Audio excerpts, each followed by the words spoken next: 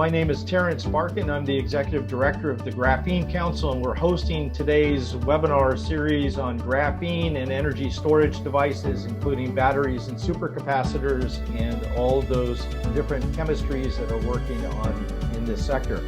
Craig Nickel from Graphene Manufacturing Group, all the way from Australia in the wee hours of the morning. Craig, thank you so much for being here. We're excited to hear what you have to say. You've got a lot of innovation in your company. Can you go ahead and pull up your screen? And with that, it's all yours. We are anxious to hear what you have to say.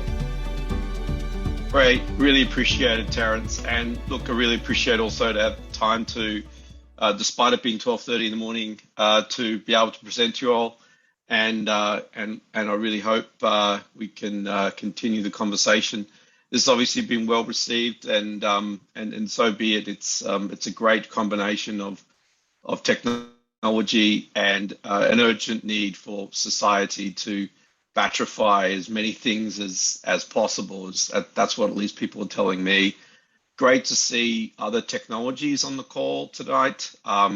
We need as many technologies to make this happen. The world has changed. It's peaked. It wants a new outcome. It wants to hydrocarbonize, and we need as many batteries as we can. So I'll be adding another type of battery to this, that you may not have seen before.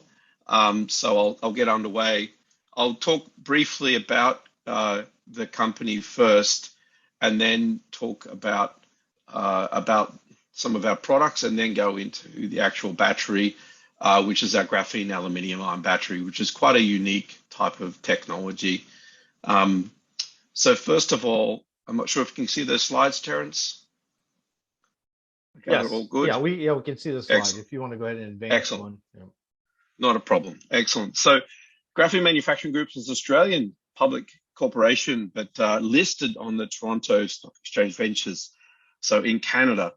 And we, of course, being a public company, have the usual disclaimer for the high growth public companies such as ours for forward-looking statements.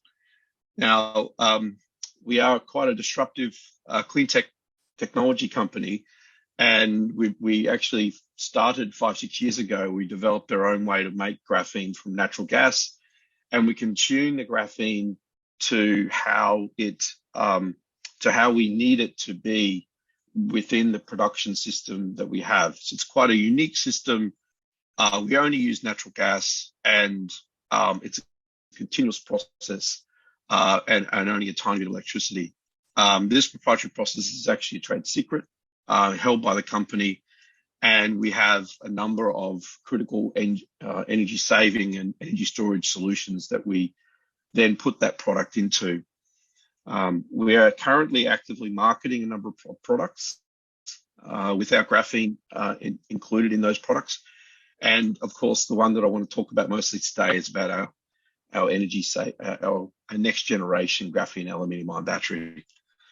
So board is a mix of various different people from around the world, and largely ex-Shell. So we've come from including myself, a very large scale business background. Actually, liquefied natural gas has been my background, and most of the team.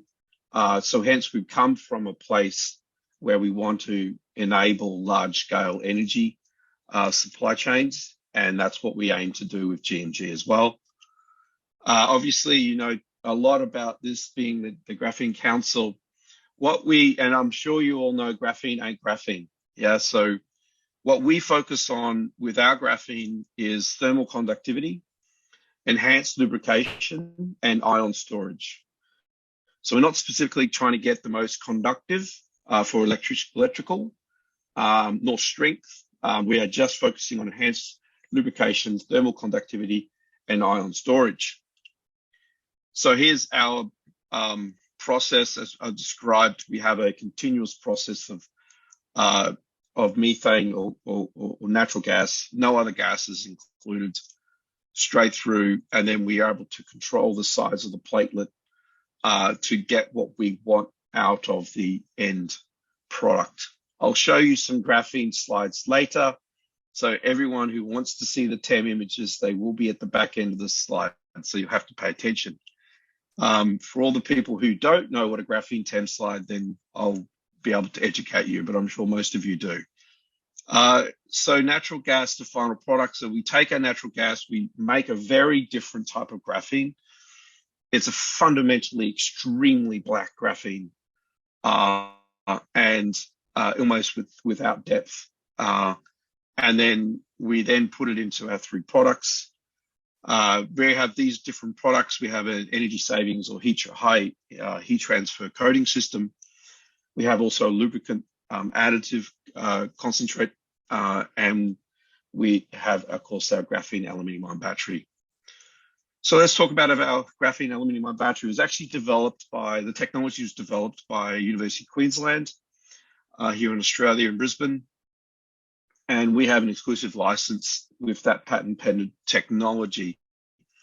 In a lot of ways, it is the aluminium ion battery is quite favorable with lithium ion batteries. But of course, it's up to the application and whether it's going to work for that application. And as per every battery in every application, there are so many different mixes and so many different outcomes.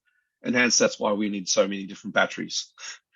So we will fit a very, we could potentially fit quite a broad application, but right now our very fast charging, up to 70 times faster charging, and you'll see some charts shortly where we go even faster, up to 300 times faster than a lithium battery, and 3,000 or so plus life cycles is probably going to direct us towards personal electronics.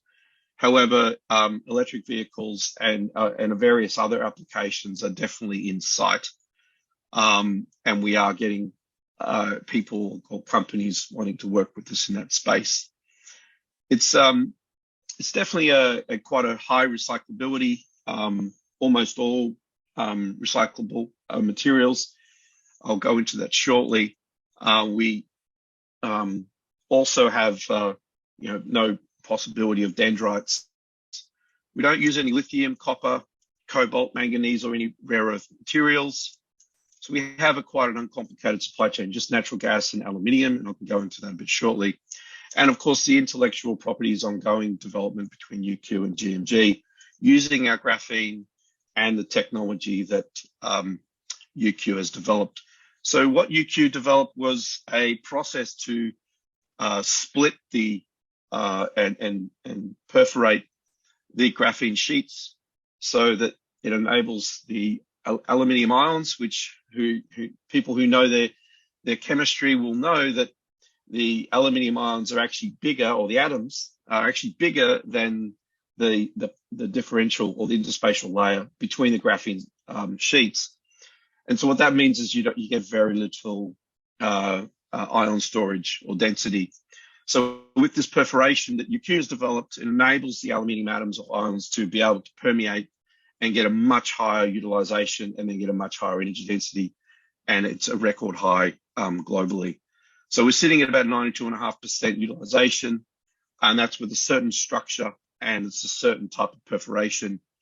And that enables you to get what then is effectively a hybrid supercapacitor battery combination with a very simple, low-cost material product.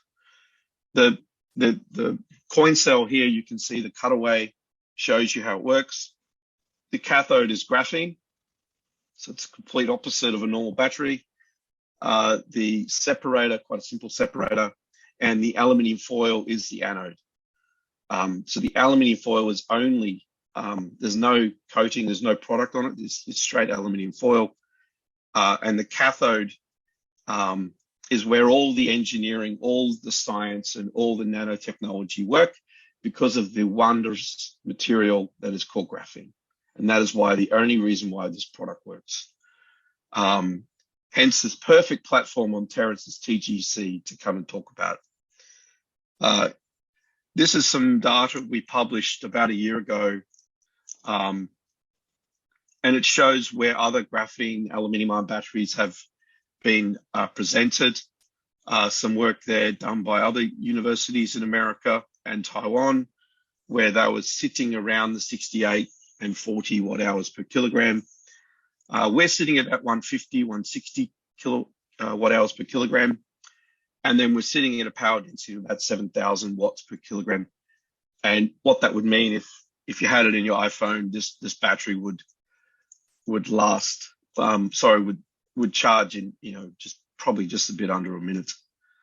It would have a bit more of a bit less of an energy, because obviously your phone batteries are a bit higher energy density than 150, 160.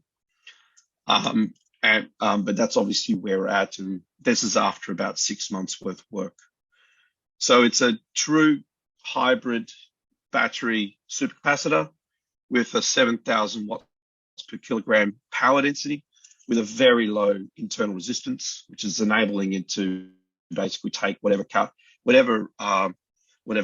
that you want to supply it, and then an energy density that comes from the ion density that comes from the graphene and the perforation technology, and a few other parts of the technology developed by UQ. We talk about this slide as the one that kind of summarizes it all, performance slide. So here you have a 200 milliamp hours per gram of cathode, showing at 2 amps per gram. So, that's effectively 10 Coulomb, 10 C. And then it goes down to 150 milliamp hours per gram at 30 Coulomb, 30 C. And then that last 1,000 cycles is sitting at 66 Coulomb, some 300 times faster you would normally charge a phone. And that's still sitting at 150 amps per gram. The interesting thing about this cathode is that is really the only material that's present in the battery, apart from obviously an electrolyte, and then the anode. So really that specific capacity of cathode is quite high because there's very little other material to be brought into it. And so the numbers there you see are quite representative of quite a high energy density as well. Of course, though, you only get 1.7 volts, and everyone there, I'm sure, is going through that in their mind, because when you take the 3 aluminium electrons off the aluminium ion, you get your 3 electrons, which is your 3 times more greater energy density or greater capacity, but you only get 1.7 volts. So that is the one takeaway we're working on. Obviously, in a very large pack, you can play with that 1.7 volts in series and parallel. But in smaller technologies, you really need to have a replaceable 3 volt to get most electronics to work, as I'm sure you know. So that's the one drawback. We sit with a theoretical capacity with the graphene aluminum ion of around 1,050 watt hours per kilogram. We have an enormous amount of work to grow that from where it is right now. It's 150.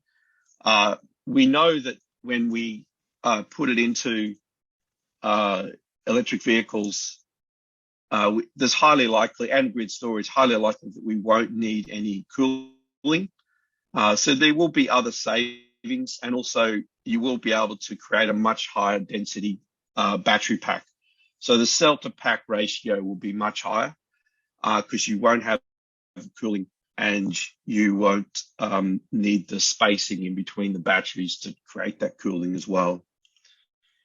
So where will these go? I've said briefly this already, but we've got a lot of interest in IoT devices, personal electronics, various different types of smart devices, household grid storage, and the electric aviation is really quite interesting. I didn't realize how many amazing electric aviation companies are out there.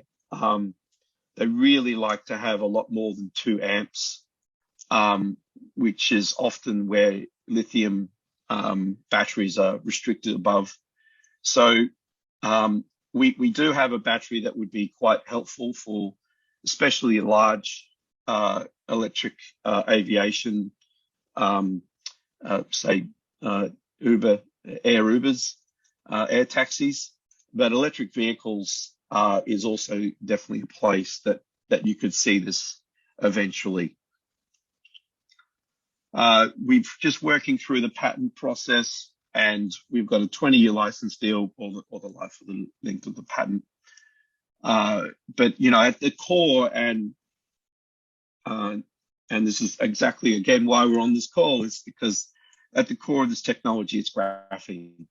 It's the core of the ability to hold the ions in such a dense manner, and so the patent is interesting. But what's fascinating is the continual ability to make the graphene that makes the battery. We have a collaboration agreement with Bosch to be able to scale up our battery manufacturing as fast as we can.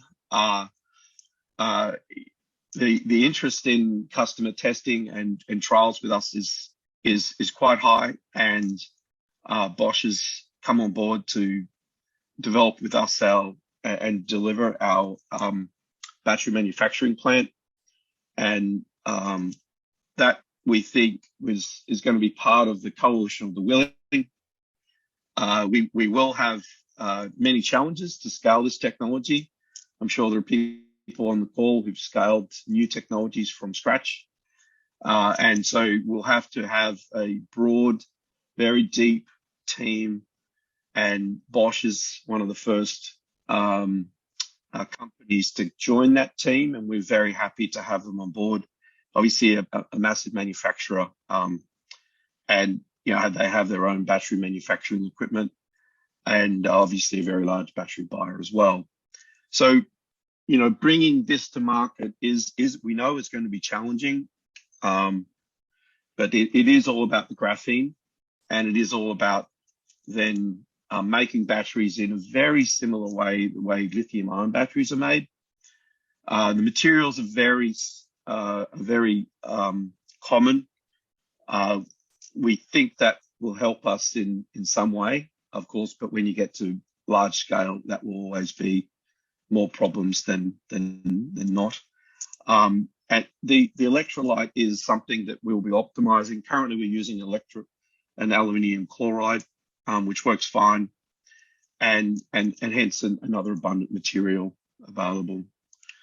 We have our plant commissioned, a pilot plant commissioned, which has enabled us to do many different iterations. We have some 300,000 variations that we've got to test. So we'll be working through many different iterations with many different scientists in our laboratories, with our coin cell pilot plant and also our pouch pack pilot plant very shortly. We've issued our first coin cell prototypes for commercial testing, and we're waiting for, these were only at 1.7 volts, nominal volts. So there has definitely been a very strong interest to a battery that can be able to take 3,000 cycles and keep going. The chance for these batteries, it's been documented that you know, could go up to 10,000 cycles, and they're even as strong as even hundreds of thousands of cycles. So it is because it's got the supercapacitor battery element to it, and we'll continue to obviously test and trial and how this is running. Obviously, to do 1,000 cycles is a lot easier than doing 10,000 cycles.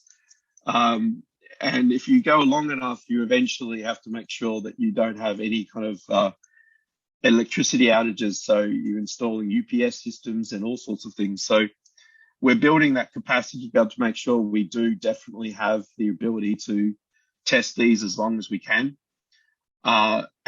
And of course, that'll then bring more data and show what their best applications will be.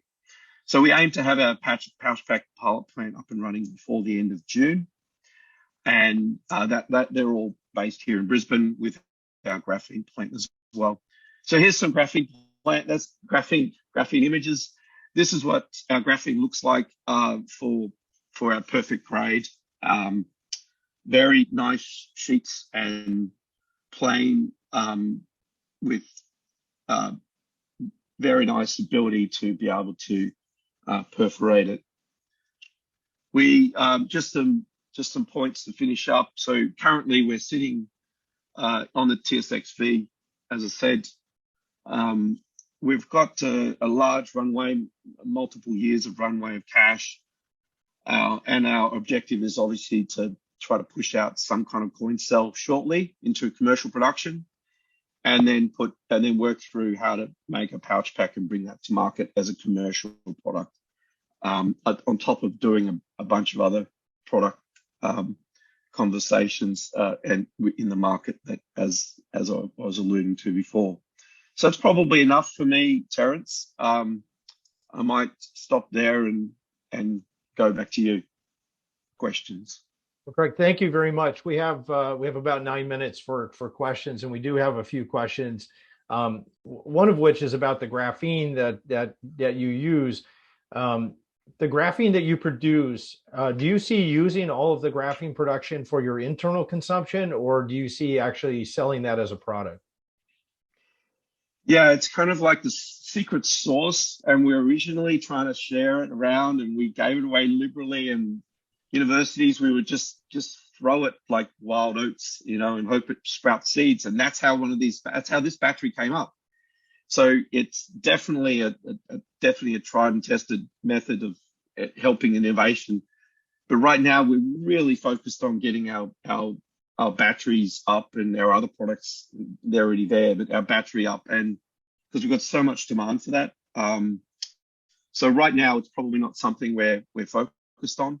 But if there are people who are interested, it's probably best to reach out and we can have a chat.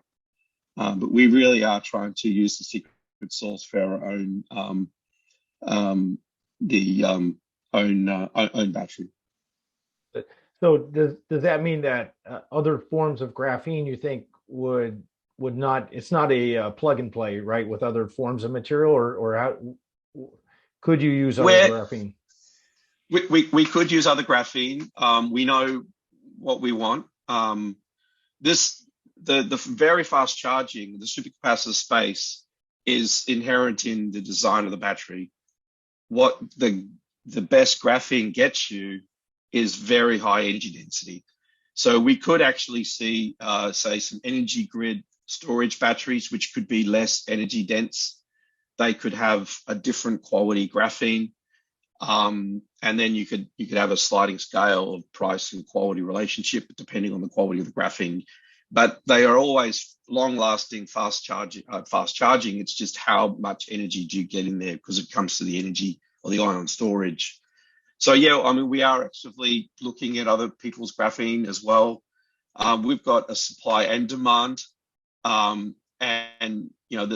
of product, of graphene and of product, and we're trying to match them all with our finance. And so that's also happening as well.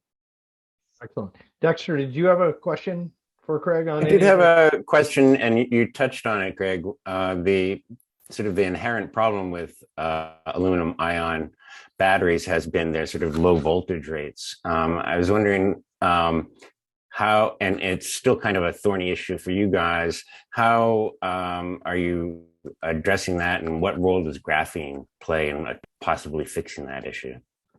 Yeah, this is a good question. So we can't really, unfortunately, it's the one thing graphene hasn't been able to fix for us yet. Okay, so we'll work on that. But no, this is really just a doubling. It's a really basic electrical engineering solution we provide. So we double the cell, and when we then get a perfect lithium replacement cell of 3.4 volts. So that's what we've got going for us. And there's a number of ways to double the cell. We've done that quite a few times. So it's got a number of there's a number of ways of doing that. But of course, once you get to your EVs, say, your volts are just series and parallels of number of cells. So you can have almost any voltage because it's all blended into a certain voltage anyway.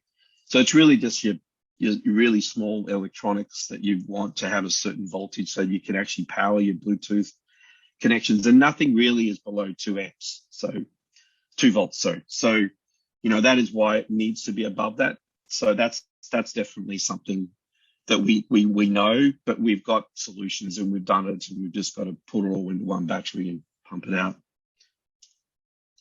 Just to follow on that, where do you see aluminum ions falling into the battery landscape in terms of its relationship to lithium ion batteries?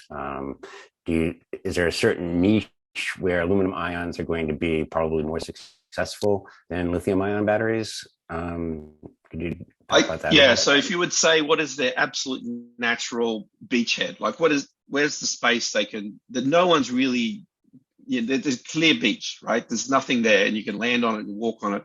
And that's really high amperage batteries, and that's just where lithium just can't get there, right? There might be some aviation batteries out there that I know that we could possibly be competing with, but there's so much desire and need for batterification with high amperage equipment that the lithium batteries are really struggling, and that's where you're talking about air taxis and that's the space is that. But then the fast charging is also very attractive for personal electronics. If you can charge your phone in less than a minute, it's a game changer. So it's also there as well. And then then there's the next process of, well, we don't have any heat issues, so we effectively can't blow up. So when can our energy density get to a point which could potentially say, well, that fire risk or that issue in that particular application, I need to use this for that application. The question I have for you is twofold. One is, what do you really see as the largest obstacle to the commercialization? So is it, end user education? Are you trying to work through traditional battery manufacturers to license? Do you go directly to manufacturers? So the question is, what are the biggest obstacles? And then the second one is, do you see like the build out of you licensing this technology to other folks, or do you see, building plants, battery construction plants in different jurisdictions? If you can answer those two. Yeah. So the biggest limitation right now, honestly, is just doing the work, doing the hard yards. It's the grit. That's what it is. It's just the grit. It's just pushing through. We've got to hire a bunch of scientists to complete the testing that we're trying to work out. We've got a bunch of people we need to bring in for battery design and cells. So there's known science. We've applied it. We've got some tests, and we've got lots of people waiting for them. And our trouble is we just need to push it through and get it out. Customer adoption, I may be just fooled and rosy glasses. I don't think that's going to be an option. People are aware of the limitations. They've tested things. There are lithium batteries are limiting things in their own customer applications for some years, and they need to get out of it. And so they know that this has, and so there's been some opportunities that have been working on this area for some time. Very keen to see it work in their application. Well, I think we're going to conclude the session at that. And I want to say, Craig, thank you so much, especially for given the hour that you're in Australia. Thank you very much. Really, appreciate it. Yeah, no, really, really appreciate it. It's very exciting to see, as you said, alternative technologies. There's many ways, and there's going to be such great demand for energy storage. It's not going to be, one answer for every question. So there's space for everybody with superior technology, and we're glad to have you as a member in the Graphene Council as well, and appreciate your contributions in today's session. Excellent. Thanks, Terrence. Good night. Thank you for that. All right. Cheers. Good night.